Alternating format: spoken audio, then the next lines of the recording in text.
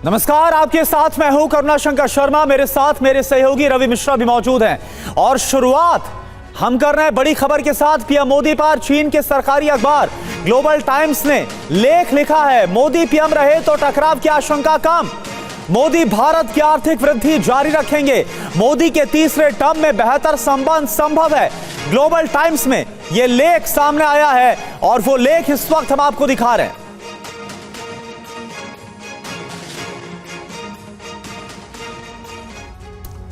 और चीनी सरकारी मीडिया ग्लोबल टाइम्स ने एग्जिट पोल में तीसरी बार मोदी सरकार बनने की संभावनाओं पर अपनी प्रतिक्रिया दी है। ग्लोबल टाइम्स को चीन सरकार का मुखपत्र माना जाता है। ग्लोबल टाइम्स ने पीएम मोदी की तारीफ करते हुए लिखा कि मोदी के तीसरे टर्म में वैश्विक प्रभाव में इजाफा होगा, भारत चीन के संबंधों में सुधार की उम्मीद है। साथ ही ग्लोबल टाइम्स ने भारत से मतभेदों को सुलझाकर बेहतर रिश्ते के लिए आगे बढ़ने की बात भी की है। और चलिए अब आपको विस्तार के साथ बताते हैं कि चीनी सरकारी अखबार ग्लोबल टाइम्स के लेख में भारत के बारे में क्या लिखा गया। सीधा बिग वॉल का रुख करते हैं और भारत को लेकर चीन की तरफ से क्या बात सामने आई है आप देखिए यहां बिग वॉल में। भारत की बढ़ती ताकत पर चीन की क्या गवाही सामने आ रही। ग्लोबल टाइम्स में लेख में क्या है, मोदी के तीसरी बार प्रधानमंत्री बनने की पूरी संभावना है। यह बात खुद चीनी सरकारी अखबार ग्लोबल टाइम्स ने मानी है। मोदी घरेलू विदेश नीति के उद्देश्यों को आगे बढ़ाना जारी रखेंगे और साथ ही क्या बड़ी बात सामने आ रही है, मोदी आर्थिक वृद्धि को बढ़ावा देने के प्रयासों को जारी रखेंगे। तो यह सब कुछ ग्लोबल टाइम्स के लेख में लिखा गया है। भारत चीन के बीच टकराव की संभावना बहुत कम है, यह भी ग्लोबल टाइम्स में माना गया है। चीन की तरफ से भारत के लिए चीन के साथ सहयोग करना बहुत ज्यादा जरूरी है। ये बातें, ये बड़ी बातें हैं जो ग्लोबल टाइम्स के इस लेख में निकलकर सामने आई है। और इस वक्त हम आपको दिखा रहे हैं ग्लोबल टाइम्स का वो पेज भी इस वक्त हम आपको दिखा रहे हैं। यहां पर आप देखिए, polls show Modi likely to win a third term, यानी कि साफ तौर पर जो एग्जिट पोल के नतीजे सामने आए, जो चुनाव हो इसके बाद प्रधानमंत्री मोदी तीसरी बार एक बार फिर से सत्ता में वापसी कर रहे हैं। तो polls show Modi likely to win a third term, यह कहा गया। अगली बड़ी बात क्या है, India's prime minister Narendra Modi is likely to win, बाकायदा यह कहा गया, third consecutive term in office, तीसरी बार सत्ता संभालेंगे।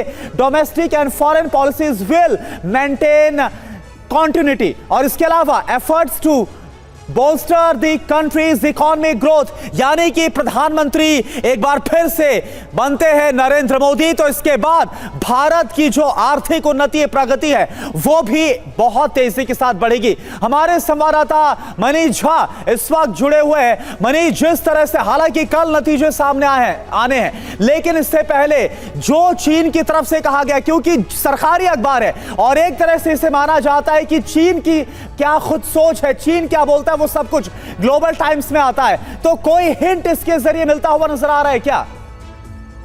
देखिए, इसमें कोई दो राय नहीं है कि चीन के सरकारी मुखपत्र के जरिए जिस तरह की बातें कही गई है उससे आप बहुत हद तक सहमत भी होते हैं, सिवाय बस केवल एक कंक्लूजन के, जहां पर कि ग्लोबल टाइम्स ये कहता है कि चीन का साथ भारत को जरूरी है। बिल्कुल नहीं। प्रधानमंत्री मोदी के नेतृत्व में अगर तीसरी बार सरकार बनती है तो मुझे लगता है कि अगले सरकार की प्राथमिकता यही होगी कि चीन के साथ अभी जो व्यापारिक संबंध हो रहा है उसमें किस तेजी से किस तरह से गिरावट की जाए, ताकि चीन पर जो निर्भरता है वो और अधिक कम हो, व्यापार घाटा खत्म हो, और इस दिशा में आगे बढ़ेगा। रही बात चीन के साथ संबंधों को लेकर, तो प्रधानमंत्री मोदी के पहले कार्यकाल में चीन के साथ नए सिरे से संबंध को परिभाषित करने की कोशिश की गई थी। 2014 से 2020 के दरमियान 17-18 बार प्रधानमंत्री मोदी और चीन के राष्ट्रपति की मुलाकात हुई, लेकिन परिणाम गलवान में मई 2020 के हादसे के साथ आया। लेकिन उसके बाद से भारत ने चीन के साथ जिस तरह का मिरर डिप्लॉयमेंट किया, यानी एलएसी पर जिस तरह का जवाब दिया, ऐसे में कंटिन्यूटी यही रहेगी कि चीन के बगैर बाकी दुनिया के साथ कैसे संपर्क रखा जाए, भारत की प्राथमिकता यही होगी। और इस बात को ग्लोबल टाइम्स समझ रहा है और उन्हें यह लग रहा है कि आने वाले समय में भारत और दुनिया के बीच जो संबंध होगा उसमें चीन कैसे अलग थलग, लेकिन चीन का अपना भी एक इतिहास है कि चीन के जो बयान होते हैं वो कितने स्थायी और भरोसेमंद होते हैं। ये भारत के सामने हमेशा एक प्रश्न रहा है। बहुत बहुत शुक्रिया मनीष आपका हमसे जुड़ने के लिए। और नतीजों से पहले प्रधानमंत्री मोदी का लेख भी सामने आया है। कन्याकुमारी में साधना से नए संकल्प, ये पीएम ने लिखा है। 2047 तक विकसित भारत के संकल्प का विजन 25 साल देश को समर्पित करें, ये पीएम मोदी ने कहा है। आगे बढ़ने के लिए कई बदलाव करने होंगे, प्रधानमंत्री के लेख में ये बातें कही गई।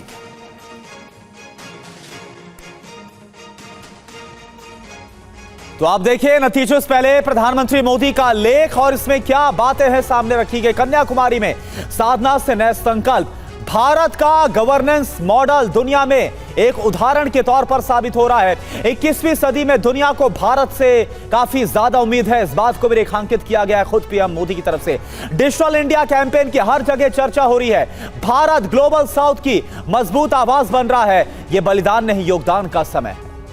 प्रधानमंत्री ने आगे ये कहा है, 10 साल में 25 करोड़ लोग गरीबी से बाहर, रिफॉर्म, परफॉर्म, ट्रांसफॉर्म की नीति पर काम और दुनिया में भारत की भागीदारी बढ़ी है। बिना समय बर्बाद किए बड़े लक्ष्य की ओर बढ़ना है, यह प्रधानमंत्री के लेख में कहा गया है। आमोद राय हमारे साथ इस वक्त जुड़े। आमोद, एक तरफ तो विपक्ष को इस बात की चिंता है कि सरकार और चुनाव के नतीजे आने और नई सरकार बनने से पहले प्रधानमंत्री का यह विजन देश के सामने है, लेकिन इस सब के पीछे सरकार की, प्रधानमंत्री नरेंद्र मोदी की या कह लीजिए बीजेपी की का इंटेंशन क्या नजर आता है? क्योंकि एक नए और लंबे और स्थायी टारगेट को सुनिश्चित करते दिख रहे हैं प्रधानमंत्री नरेंद्र मोदी।